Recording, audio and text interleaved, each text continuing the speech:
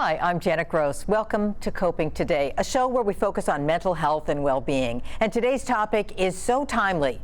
Actually, it's timely every time there's a holiday stress. As always, Dr. Roy Salgado, professor of counseling at the University of Holy Cross, is here with insight, answers, and guidance. And good thing, because we are in the middle of a holiday season. Yes, we are. You know what comes with that? You get buying gifts and family drama, and sometimes loads of stress.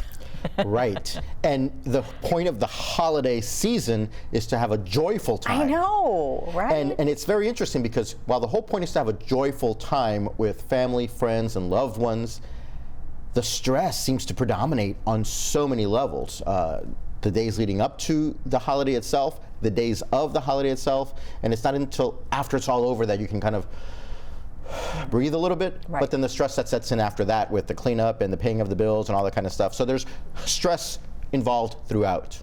You know, I'm thinking, and this just, because of, it is supposed to be a joyous, and I think we lose our focus. So our stress builds because our focus should not be on gifts and family drama and the things that we have to do.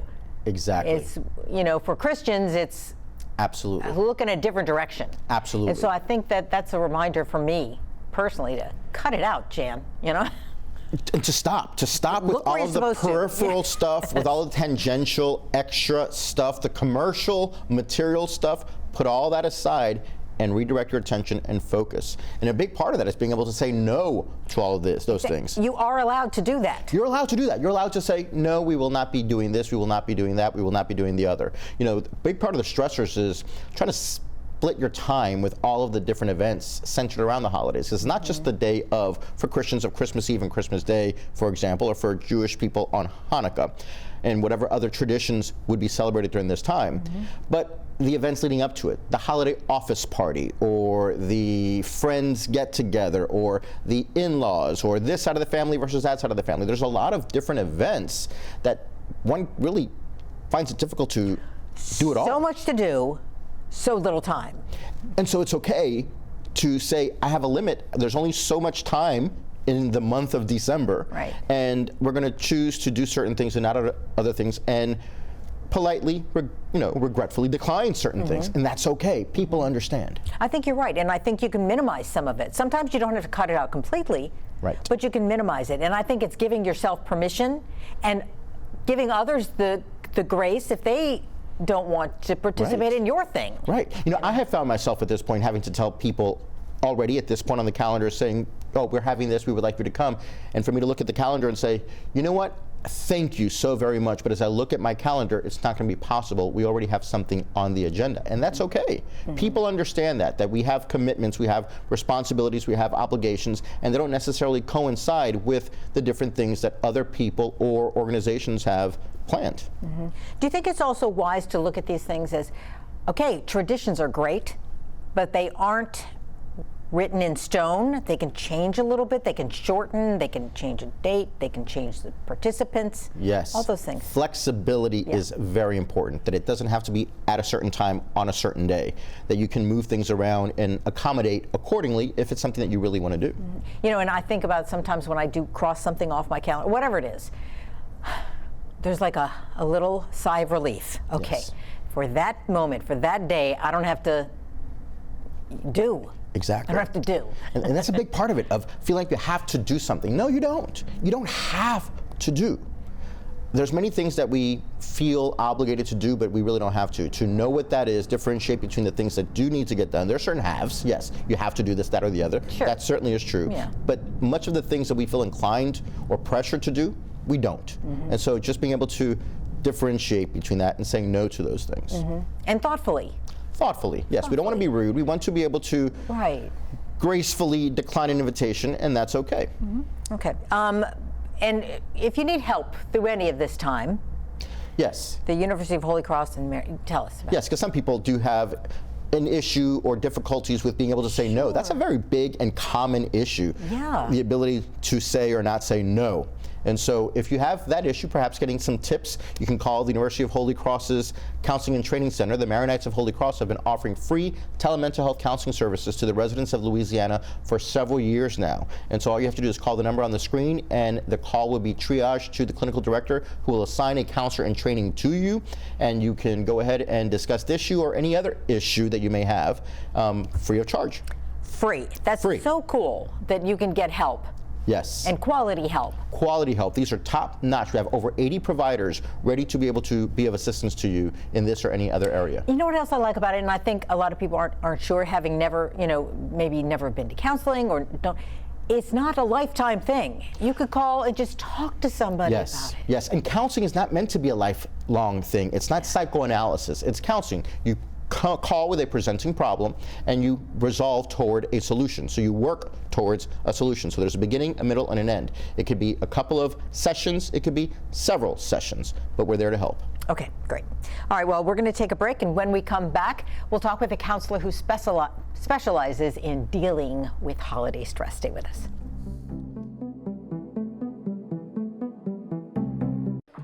How do you know when you've made the right decision?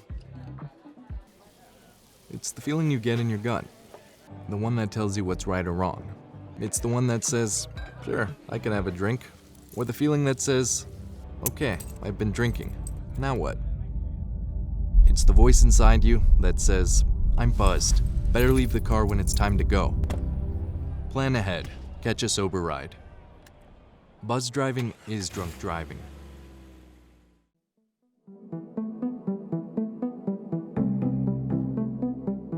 Welcome back. We're talking about holiday stress. And joining us now is Karen Fahim, student at the University of Holy Cross and professional counselor specializing in stress management. Thank you for joining us. How you doing, Karen? Thank you for having me. Sure.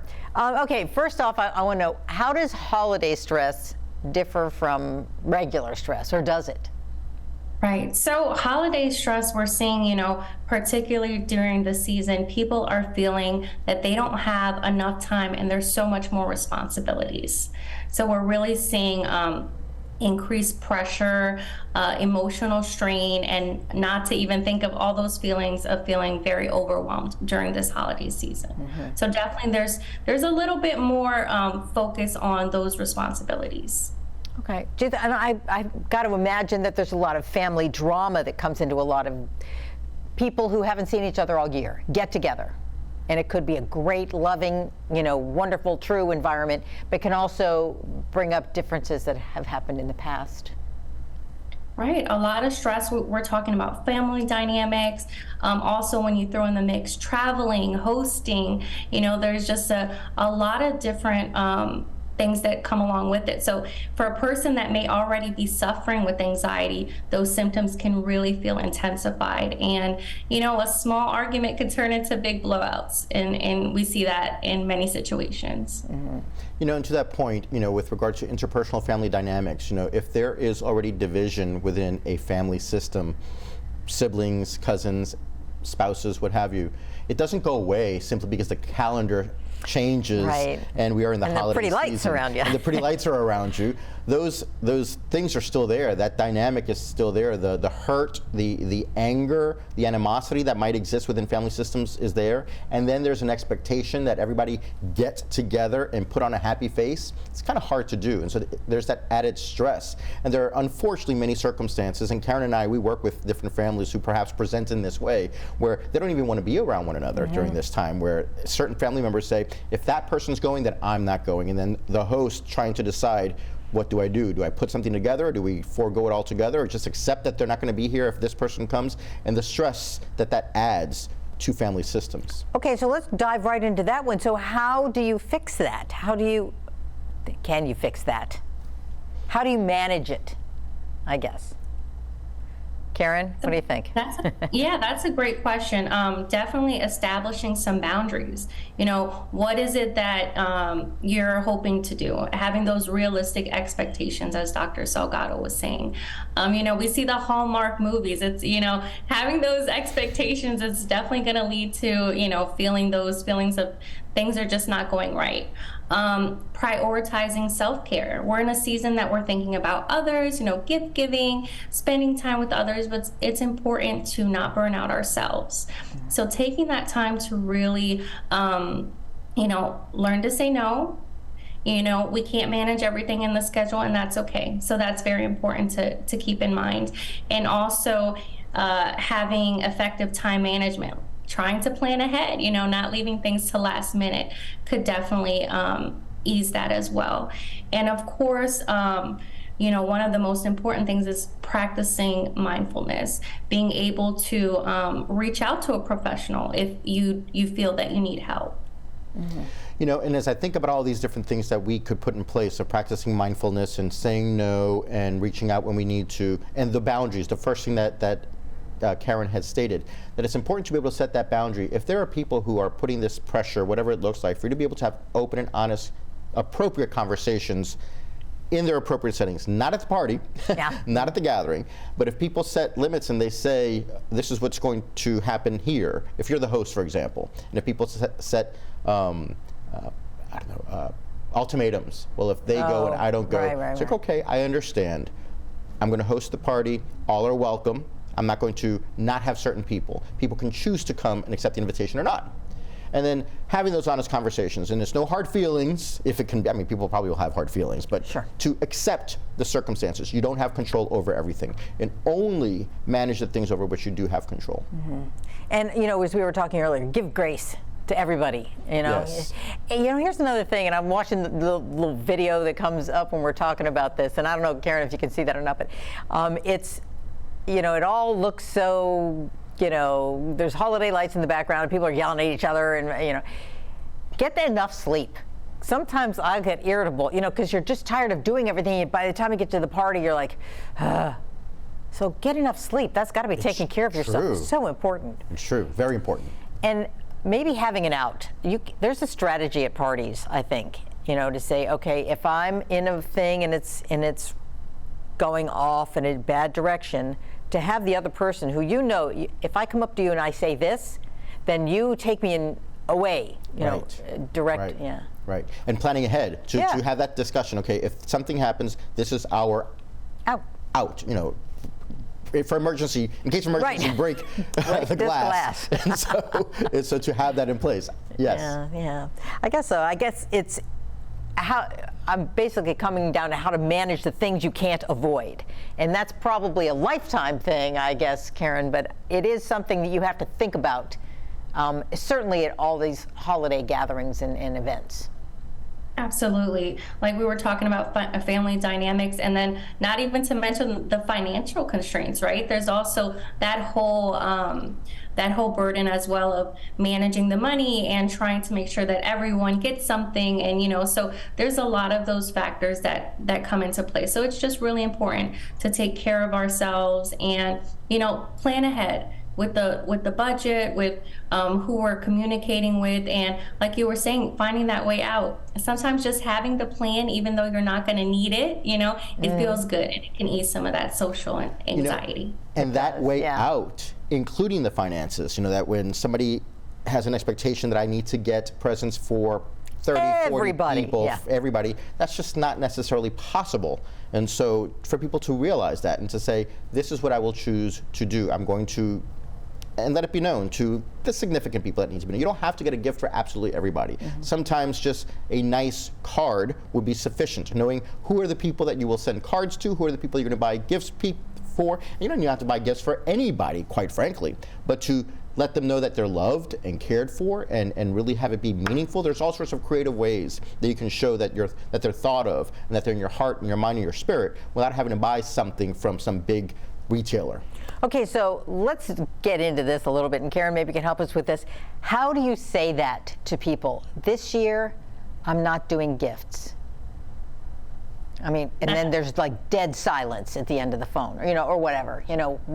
How do you say it? How do you engage that so you can keep your budget intact, your brain intact, your stress levels low, so you're not shopping for 100 people? Yeah. Yeah, absolutely. And there are some creative ways to do that, right?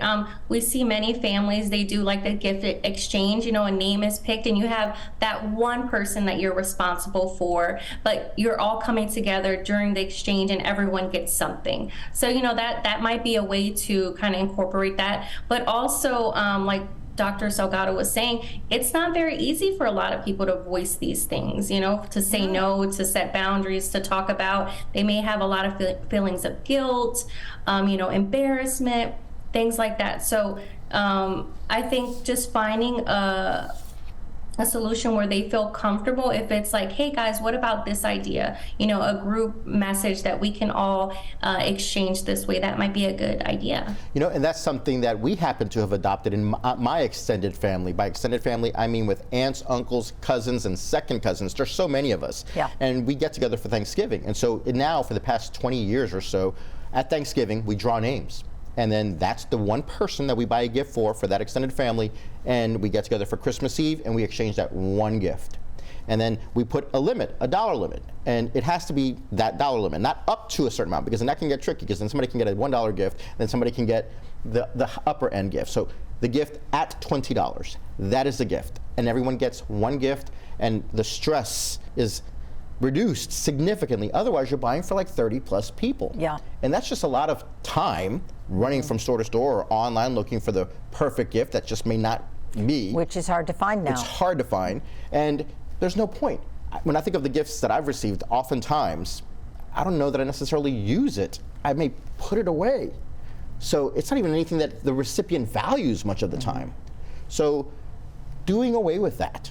The gesture of giving a gift is nice in theory, but in reality, we don't really value it as much as we think we do. Right, right. And I guess it is a gift-giving season, but that's not the reason. That's not the gift that we necessarily are seeking. Yeah, okay. So, and I love it that you brought up, the spending thing, because this can haunt you. The big gift or all the gifts that you buy can linger on your mind just because you have to pay it off.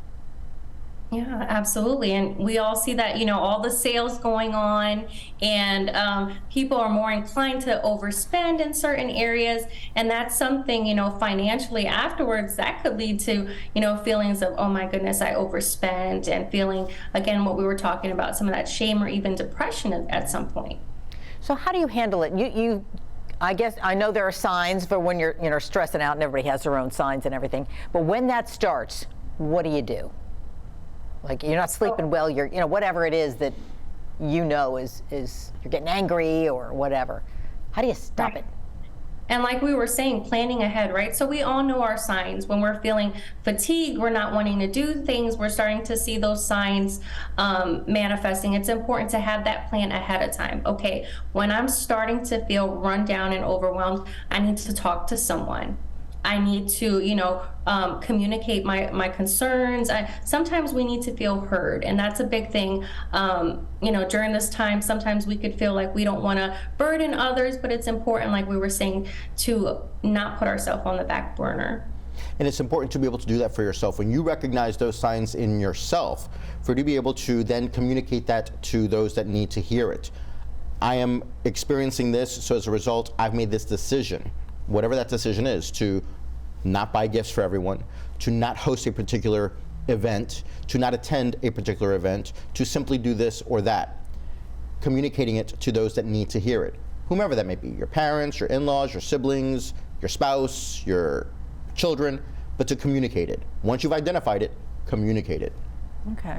Do you think it's ever okay to put on the false front to get through the evening? I believe it. I can make it through and be nice to everybody and not be angry. This is the quintessential counselor answer. It depends. Okay. There's an unfortunate thing that, there are times where we just simply have to do certain things. Yeah. There are things that we have to do. If you don't show up at that family Christmas dinner, you're saying something by not showing up. Right. And so knowing how to differentiate between those things, the things that you have to do versus the things that you don't have to do. And that's going to look different for different people. And so if there's something that you have to do, then do it. If there's something that you don't have to do, then don't do it. I'm going to use myself for example. I'm going to perhaps choose to do something because it's going to benefit someone that I love. So for example, maybe I will go to my wife's side of the family's event, even though I may not be feeling it, but I'll do it because not doing it might communicate something that we don't necessarily want to be communicated to anybody. So for the love that I have for my wife and the love that she has for her family and I have for her family, I will do something. But maybe I feel comfortable enough in saying to someone close to me, perhaps my sister, and say, you know what, we're going to bow out for this event, not for any particular reason, it's just there's so much going on. If you feel comfortable enough with someone to say, we're not doing this, then simply say it, and then we'll catch you next year.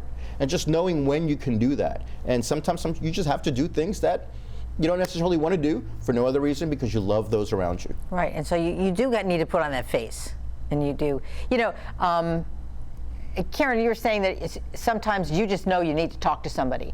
And we're talking about maybe it could even be a counselor, right? Because sometimes your friends aren't, you know, you don't tell your friends something, or you just need some real, like, unbiased, somebody who doesn't know the people that you're talking about. Absolutely, and as you know, Dr. Salgado was mentioning, Holy Cross has an awesome program, you know, that you can get free help right now to talk with a professional, and sometimes that you know, someone being able to hear that's not biased, that doesn't know the family, that doesn't want to put any input about it, you know, that could be so healing in so many ways. Because you're not going to get any of that feedback. Well, you know, your sister would do this, you know. Right. So I love that. Karen, thank you so much for joining us. Karen Fahim, just for giving us your insight and talking about this, what can be a stressful time and how to deal with it. We appreciate it. Thanks for having me. Okay. We'll be back right after this.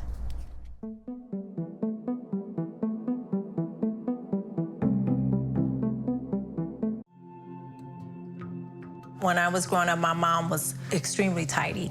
We were trained to put things back where we got them from.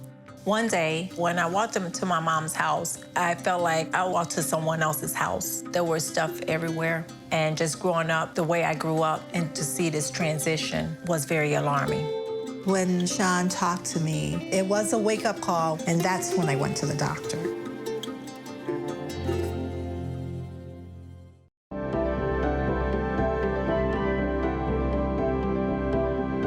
And we're back talking about holiday stress and how to ease it, erase it, understand it, all those things. And, you know, we've been talking a lot about, you know, helping ourselves through and making sure that we can get through and make sure everything's all smooth as possible and mindfulness. But we also, just as you were talking before the break about sometimes you do things because you love someone and to help others, which is really, that's what we're doing. Absolutely. Not to make it all better for me. Yeah, you know, and I think and I appreciate you bringing up that point. You know, we've been talking about the saying no part, because that's very true. A lot of the sense of being overwhelmed is about all these things that we put on ourselves, or we think our social situation is putting on us in terms of doing things. With regard to that, say no when needed.